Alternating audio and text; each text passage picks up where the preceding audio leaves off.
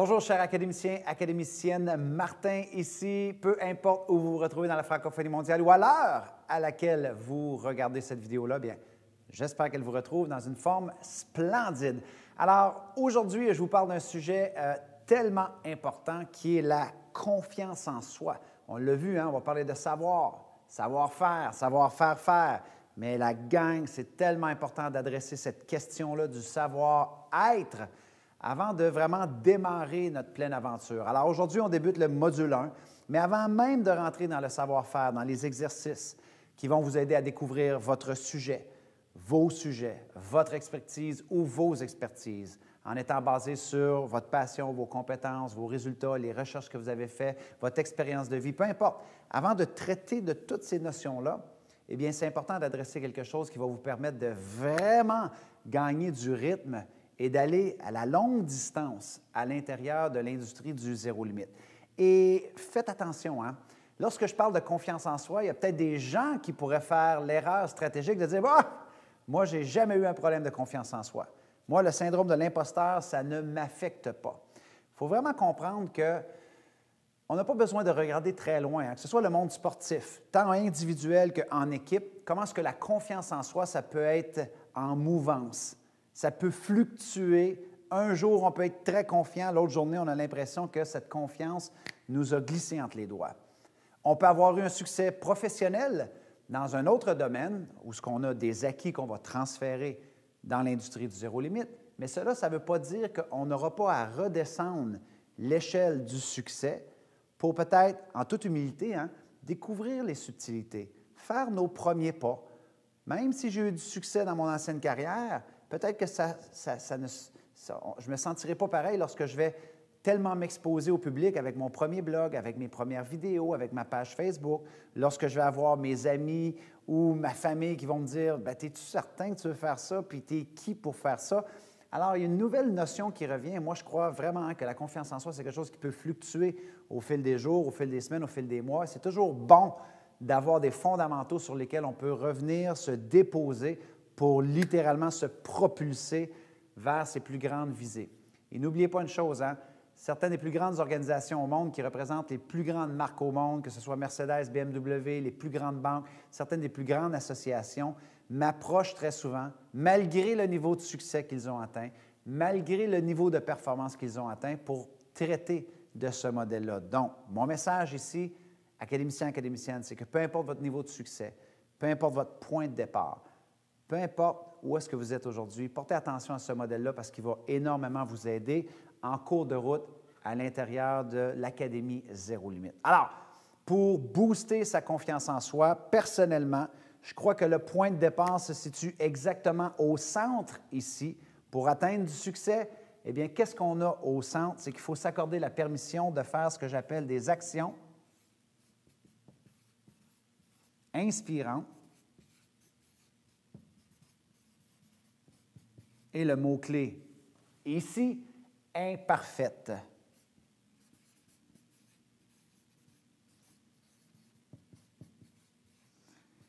C'est incroyable le nombre de personnes qui sont attachées au perfectionnisme. Et vous allez voir à l'intérieur de l'Académie Zéro Limite, certes, on veut viser l'excellence de soi. On veut développer des produits de qualité à peu de coûts qui vont nous permettre de générer un maximum de trafic, un maximum de revenus. Mais pour se rendre à cette version de notre excellence à nous, il faut revenir à la notion de base qu'en tant qu'être humain, même adulte, et ça, quand on a eu du succès et qu'on est adulte, c'est très difficile à comprendre. Il faut s'accorder le droit de revisiter l'imperfection, même si c'est inconfortable, même si ça va apporter des regards extérieurs de des gens qui vont douter de nous ou qu'on sait qu'en arrière-plan, ils vont se dire « elle perd son temps, il perd son temps, il ne réussira jamais, elle ne réussira jamais là-dedans ».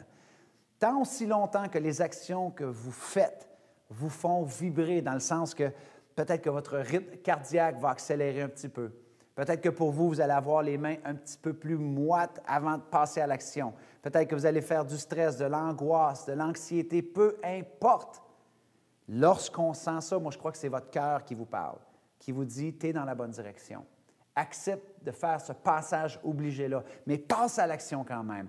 Accorde-toi le droit d'aller dans l'imperfection. mais de passer à l'action tant aussi longtemps que ça t'inspire. Pour moi, c'est la pierre angulaire du développement de la confiance en soi. Même de hauts dirigeants qui ont développé une forte confiance en soi, lorsqu'on va leur demander de développer de nouvelles compétences parfois ou de faire une action qui est à l'extérieur de leur zone de confort ou de leurs paramètres habituels, ces gens-là vont devoir revenir à la case départ de dire, bien, accorde-toi le droit de faire, eh bien, tes premières actions. Non, tu ne seras pas aussi bon que ton collègue, que lui, ça fait 5 ans qu'il fait ça, 2 ans qu'il fait ça. Et très souvent, ce qui empêche les gens de développer la confiance en soi, c'est qu'ils ne s'accordent pas cette permission-là. OK? Donc, vous allez voir, ça va revenir beaucoup dans l'Académie Zéro Limite, ça. Action inspirante imparfaite. Pourquoi qu'on veut faire ça? Eh bien, numéro 1, c'est parce que ça va nous permettre, toute la gang, de développer quoi? De l'expérience. OK? Donc, à force de passer à l'action, qu'est-ce qu'on finit par gagner? Évidemment, ça va dépendre de comment est-ce qu'on perçoit notre action. Peut-être que vous allez décider de le percevoir comme un échec ou comme un revers ou une humiliation, peu importe. Mais évidemment, ce n'est pas ce que je vous encourage à faire parce qu'on veut booster notre confiance. Je veux simplement que vous compreniez que psychologiquement, les gens qui boostent leur confiance, chaque action, qu'elle soit imparfaite, peu importe le résultat ou le nombre de personnes qui vont visionner votre vidéo, aimer votre vidéo ou vous donner un pouce par en bas, encore pire, un pouce par en bas. Comment est-ce qu'on va réagir par rapport à ça? Il faut réagir qu'on est juste en train de gagner de l'expérience. Et quand on gagne de l'expérience, eh bien, qu'est-ce qu'on est en train de gagner? On est en train de développer sa compétence. C'est important dans l'industrie du zéro limite de développer une certaine compétence avec les semaines, avec les mois, avec les années. Pourquoi? Bien, ultimement, on va demander aux gens, à nos clients et à nos clientes d'investir en nous parce qu'on va pouvoir leur permettre de progresser. Hein?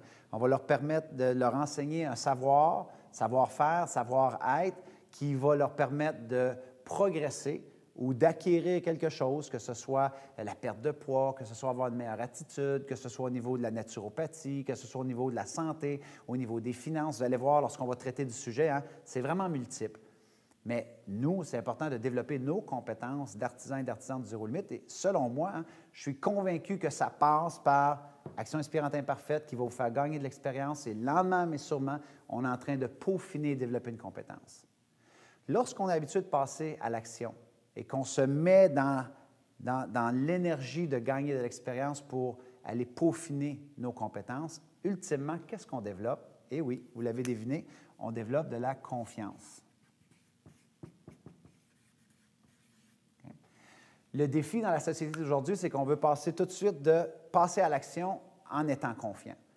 Okay? Il y a certaines personnes qui peuvent passer à l'action tout en étant confiants dès leur première action. Moi, ça n'a pas été mon histoire. J'étais quelqu'un qui a fait d'énormes crises d'anxiété, d'énormes crises d'angoisse, j'avais des peurs. C'était la folie furieuse lorsque je faisais mes premières conférences.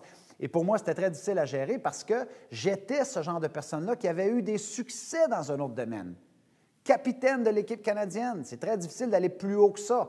Au niveau universitaire, hockey, où est-ce que je jouais? Médaillé d'argent. Donc, moi, j'étais monsieur confiance en soi. Alors, vous me sortez de ce domaine-là, je me mets à vendre des conférences où est-ce qu'on me disait non, où est-ce qu'on me rejetait, où est-ce qu'on doutait de mes capacités, de mes qualités ou de mes compétences. Alors, je me suis mis à douter. Donc, ma confiance en soi a fluctué et elle s'est retrouvée au bas fond, comme je l'avais rarement visité. La dernière fois que j'avais été bas comme ça, c'était à mon adolescence. Alors, j'ai dû avoir des mentors qui m'ont expliqué, « Bien, Martin, accorde-toi la permission de refaire ton passage obligé dans le monde des conférences, dans le monde du coaching, dans le monde des vidéos, dans le monde des auteurs, un peu comme quand tu patinais la première fois, ce n'était pas tes meilleures parties, un peu comme quand tu compétitionnais la première fois, tu n'as pas toujours remporté les parties, mais tu as gagné de l'expérience et tu as gagné en compétences. Vous me suivez, la gang? Tellement important. Et ça, pas juste pour l'Académie Zéro Limite. Hein? Ce modèle-là, en soi, peut littéralement transformer votre vie personnelle et professionnelle, mais peu importe le chemin que vous allez décider de suivre. Donc, pour moi, la confiance en soi, elle passe par là très souvent. OK?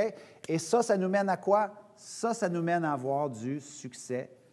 Et ça, le succès, c'est relatif. Peu importe la définition que vous voulez en faire, je vous le dis. Le plus que vous allez vous propulser dans ce modèle-là et que vous allez vous accorder la permission de faire votre premier blog, il ne va pas être parfait. Vos premiers articles ne seront pas parfaits. Vos premières vidéos ne seront pas parfaites. Vos premiers statuts Facebook ne seront pas parfaits. Ils ne seront pas peut-être partagés autant que vous l'aimeriez. Votre premier produit que vous allez développer ne va peut-être pas être parfait.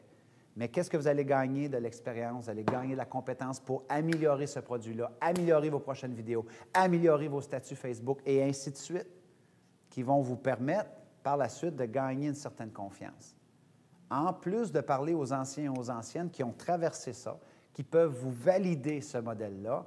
Et maintenant, ce n'est pas surprenant que plusieurs de nos académiciens et académiciennes non seulement sont venus chercher un savoir-faire tactique, stratégique et technique à l'intérieur de l'Académie Zéro Limite, parce qu'on va s'y rendre, mais maintenant, ce sont des gens qui ont vraiment gagné en confiance et qui, lentement mais sûrement, commencent à avoir des succès tout simplement énormes sur Internet, avec leurs produits, leurs blogs, leur page Facebook, leurs vidéos, leur coaching, leurs consultations, leurs livres qui deviennent des best-sellers. Mais pour moi, le savoir-être a été monumental. Alors, il y a une raison pourquoi j'adresse ça dès le départ, dès le début de la formation. Parce que le tactique, le stratégique, on va s'y rendre. Mais je peux vous garantir que lorsqu'on va rentrer dans le tactique et le stratégique, je vais juste définir votre sujet, définir votre marché. Ça se peut que vous dites « Oh my God, c'est pas pour moi, ça ne va pas fonctionner. » Accordez-vous la permission de booster votre confiance. Travaillez avec ce modèle-là, OK? Je vais revenir à ce petit triangle-là dans quelques instants, mais je vais vous partager maintenant 5 déterminants que je crois que vous devez mettre en place, 5 réflexions simples pour vraiment vous amuser avec ce modèle-là que je viens de vous partager et lentement, mais sûrement, construire et orchestrer une meilleure confiance en soi dans la continuité de votre chemin à l'intérieur de l'Académie Zéro Limite. Alors, le premier déterminant, c'est ce que j'appelle « craignez votre zone de confort et embrassez votre zone magique ». Magique. Donc, si on avait encore le petit triangle de tantôt, j'espère que vous avez compris que votre zone magique se retrouve au centre du triangle, où est-ce que vous vous accordez la permission de faire des actions inspirantes imparfaites. Et encore mieux, ça serait complètement à l'extérieur du triangle, où est-ce que vous doutez complètement, vous êtes incertain. Je peux vous garantir que les plus grands succès que j'ai réussi à déployer dans ma carrière, j'étais, oui, dans une zone d'action imparfaite inspirante, mais j'étais complètement à l'extérieur de mon triangle, tellement j'étais effrayé. Vous savez, c'est fou le nombre de personnes, de mes collègues qui viennent me voir et me disent « Martin, tu es pas mal chanceux maintenant d'être en demande partout en Amérique du Nord, de faire des conférences en anglais. Ça n'a rien à voir avec la chance. Ça a à voir surtout que j'ai accepté d'être tellement inconfortable dans ma zone magique et que j'ai fait mes premières conférences en anglais, même si les seuls mots que je connaissais à l'époque, c'était « Yes, no toaster » ou « I love skidoo ». Okay? Mais maintenant, j'ai gagné en expérience, j'ai développé une compétence, j'ai pris de la confiance à livrer mes conférences en anglais. Ça m'apporte énormément de succès. Maintenant, sur une moyenne de 140 à 150 conférences par année partout en Amérique du Nord et en Europe, 70 de ces conférences-là sont en anglais. Mais tout ça a commencé dans ma zone magique. Parce que moi, la langue première, c'était le français. Je maîtrisais très mal l'anglais. En fait, je ne connaissais même pas la base de l'anglais. J'étais très complexé par rapport à ça. Alors, craignez votre zone de confort, embrassez votre zone magique. Hein? Très important parce que c'est là que vous allez grandir à l'intérieur de l'industrie du zéro limite. Le deuxième déterminant, eh bien, devenez confortable à être inconfortable. Ça va étroitement lié avec le premier, mais tellement important.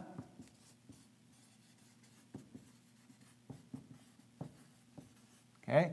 De se poser la question au cours des prochaines semaines et des prochains mois, lorsque ça va devenir difficile, lorsque je vais devenir inconfortable avec quelque chose, est-ce que je vais prendre ça comme signe que je n'y réussirai jamais dans cette industrie-là? Donc, vous allez revenir à votre ancien moi, à toutes ces étiquettes-là qu'on vous a peut-être accolées sur la peau dans le passé en disant « mais tu ne peux pas faire ci, tu ne pourras pas être ceci, tu ne pourras pas être cela ». Et toutes les croyances limitantes avec lesquelles on a peut-être pu vous bombarder dans la vie, non. C'est incroyable comment est-ce que l'inconfort dans notre société est synonyme d'échec. Pensez-y, hein, lorsqu'on fait nos premières présentations orales, lorsqu'il y en a un qui est nerveux et qui va peut-être un peu shaker avec sa feuille ou qui va devenir la bouche sèche ou on va voir physiquement, il y a peut-être des plaques rouges. Moi, ça m'est arrivé à être plaqué rouge tellement j'étais nerveux. Mais le synonyme de l'inconfort, c'est de dire « Ah, tu es en train d'échouer, les gens vont se moquer ». Alors qu'on est simplement en train de muscler notre expérience. On est simplement en train de muscler notre compétence. Ce n'est pas surprenant que la majorité des gens ont peur de parler en public parce que leur première expérience, bien, on l'a donné une symbolique d'échec et les gens deviennent inconfortables à le faire parce qu'ils ont tellement été jugés sévèrement par le regard des autres, par les moqueries de leurs camarades ou peu importe, qu'on s'est dit « moi, je ne retoucherai plus jamais à ça » parce que c'était trop quoi? Inconfortable. Alors, dans l'industrie du zéro limite, on est une famille, on s'accompagne. Vous avez la page Facebook privée. Ne vous gênez pas à parler à des anciens et des anciennes. C'est normal d'être inconfortable, mais il faut devenir confortable avec l'inconfort. Ça va vous aider à l'intérieur de l'industrie du zéro limite dans votre savoir-être, surtout lorsque vous allez activer votre savoir-faire avec les techniques qu'on va vous enseigner. Le troisième, eh bien, c'en est un qui est très proche de mon cœur. C'est ce que j'appelle échouer rapidement. OK?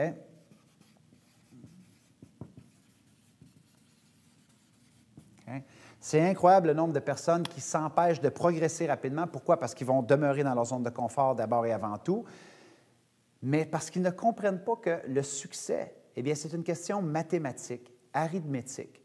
Est-ce qu'on s'entend pour dire que la première vidéo que vous allez faire, si vous faites des vidéos, ou le premier blog que vous allez lancer, ou la première page Facebook, les premiers statuts que vous allez faire, ou les premières conférences, premiers coaching, peu importe le domaine que vous allez choisir, est-ce qu'on s'entend pour dire que votre premier ou votre première tentative sera peut-être moins bonne que votre 20e?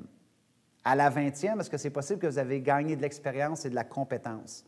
Oui ou non? Imaginez à la 50e. Donc, pour moi, quand je parle d'échouer, c'est un gros mot, mais essayez de faire ce passage obligé-là le plus rapidement possible, sans vous juger, sans vous culpabiliser, sans vous dire comme « Oh, mon dos, j'aime pas ma voix, j'aime pas comment je suis habillé. » La gang, c'est un passage obligé. Par contre, dans cette mathématique-là, on est en train de tout sortir nos mauvaises prises, nos mauvais articles de blog, et c'est normal, il faut passer par ça pour par la suite trouver sa voix, trouver son unicité, trouver son rythme, trouver sa façon de vraiment connecter avec son client et sa cliente. Alors, pour moi, échouer rapidement, c'est une question mathématique. Gardez ça en tête. Accordez-vous la permission de comprendre que vos premières tentatives seront certainement moins bonnes que je pourrais vous montrer mes premières vidéos. En fait, on a tout refait, hein, le portail de l'Académie Zéro Limite. Il y en a des anciens, des anciennes qui pourraient témoigner de mes anciennes vidéos. À quel point mon débit était probablement 100 fois plus rapide, beaucoup moins organisé dans mes enseignements, beaucoup moins confiant, beaucoup moins solide, beaucoup moins ressenti. Pourquoi? Parce que j'ai quelques années d'expérience derrière la cravate maintenant, même si je ne porte pas de cravate. Même chose pour mes vidéos YouTube. Mes premières vidéos YouTube, elles étaient malhabiles. Je n'avais pas les moyens pour me payer une bonne technique, et ainsi de suite, comme on va vous l'enseigner. Mais il n'en demeure pas moins que je me suis donné la permission d'échouer rapidement. Je vous dis, hein, même certains de mes collègues, mes premières vidéos m'ont dit « Martin, tu as une réputation énorme comme conférencier, là. Tu es bon, là. Tu ne vas pas mettre ça en ligne. Ça va briser ta carrière. » Et maintenant, bien qu'on a généré des millions de dollars en vente sur Internet, qu'on a des centaines de milliers de personnes qui nous suivent sur Facebook, etc., peu importe les résultats qu'on a obtenus, tous mes collègues me disent « Ah, Martin, j'aurais dû faire la même affaire. » Okay? Mais tout ça est parti de s'accorder la permission de comprendre qu'on est en train de développer de nouvelles compétences, un nouveau domaine, et que c'est tout à fait normal de recommencer à jouer avec ces notions-là, même si on est quelqu'un qui a peut-être connu du succès, des succès considérables dans d'autres domaines, comme moi avec l'exemple du hockey. Quatrièmement, bien, tenez une liste à jour, OK, d'actions inspirantes, imparfaites, OK? Moi, chez moi, j'ai toujours en liste dans mon journal personnel des actions que je sais qui me feraient peur. Donc, par exemple, sur ma liste, il y a 1 an, se retrouvait faire mes premières conférences aux États-Unis, dans un endroit où c'est totalement en anglais et que je ne peux pas revenir dans ma zone de confort avec la langue française.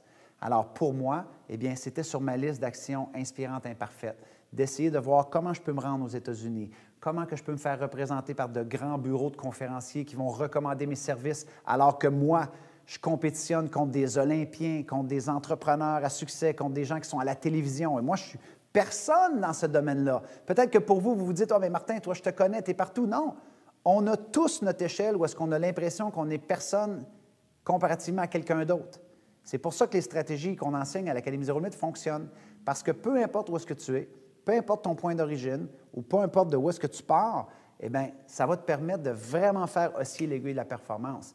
Mais ayez à vue, ayez à votre esprit quelles sont des actions que vous pourriez faire qui vous feraient vraiment trembler, vibrer, qui vous diraient comme « Ouh, ça, j'aurais peur du jugement des autres. Ça, j'aurais peur de montrer ça à ma famille. Ça, je me sentirais pas trop confortable de faire tel truc. » Et sans être masochiste, eh bien, de savoir que lentement mais sûrement, vous devrez peut-être commencer à faire des petits pas en direction de ces actions-là. Pas la semaine prochaine, la gang. C'est un modèle que je vous présente qui va vous accompagner non seulement tout le long de l'Académie Zéro Limite, mais pour le reste de votre vie. OK? Mais gardez ça en tête. Faites-vous cette liste-là, vous allez voir, elle va être très utile. Et le dernier déterminant, et non le moindre, c'est celui que j'appelle transformer vos « et si ».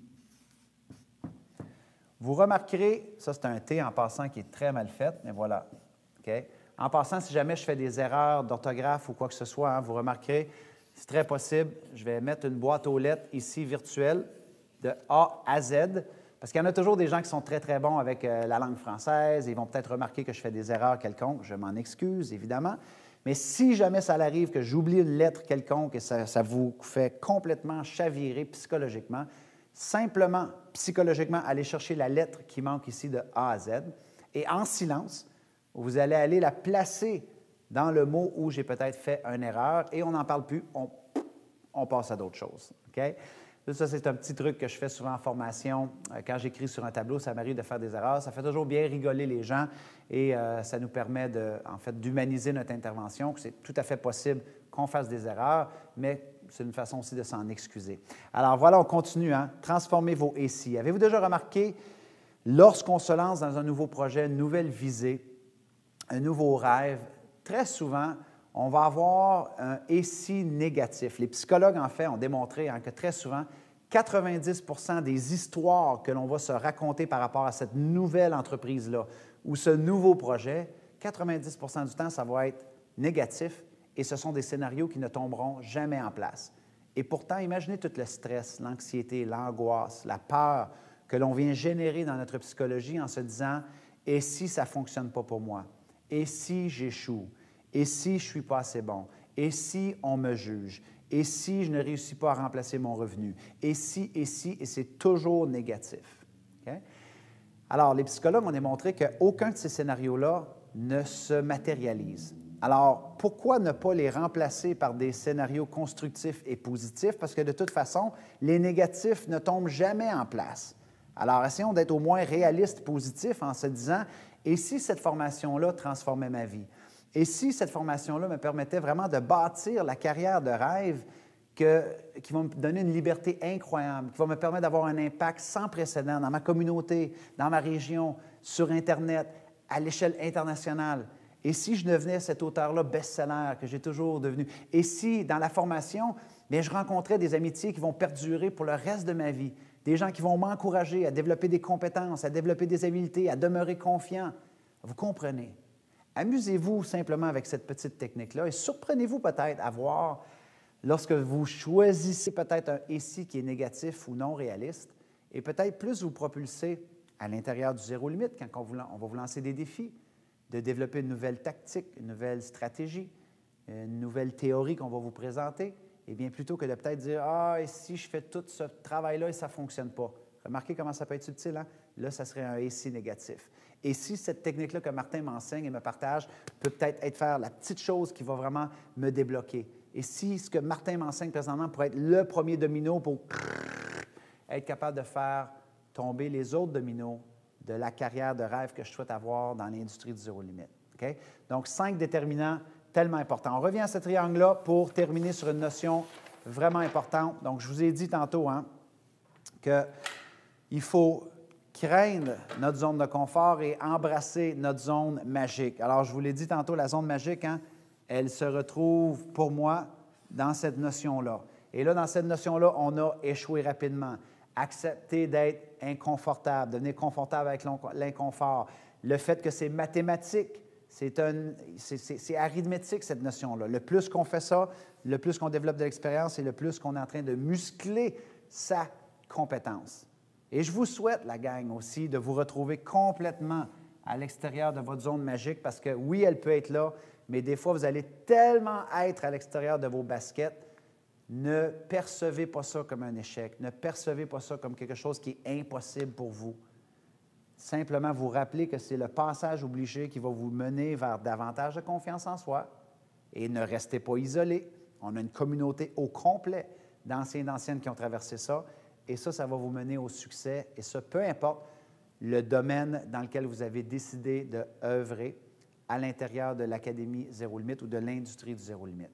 Alors, dans la prochaine vidéo, je vais vous partager 5 subtilités où est-ce que vous allez voir que ça peut littéralement faire osciller votre aiguille de la confiance vers le négatif ou le positif, basé sur une étude qui a été fort révélatrice, faite par Carol Dweck et son équipe de chercheurs à Stanford. Et ça va compléter par la suite la notion confiance en soi, savoir-être que je voulais venir déposer avant de rentrer en profondeur dans le module 1. Et par la suite, on se lance dans le module 1 au niveau de découvrir votre sujet, votre expertise, vous positionner dans le marché, positionner votre solution, vraiment asseoir votre notoriété à l'intérieur de l'industrie du zéro limite et une tonne d'autres choses passionnantes. Alors, mes amis, je vous vois dans quelques instants pour une prochaine vidéo. Alors, à bientôt tout le monde.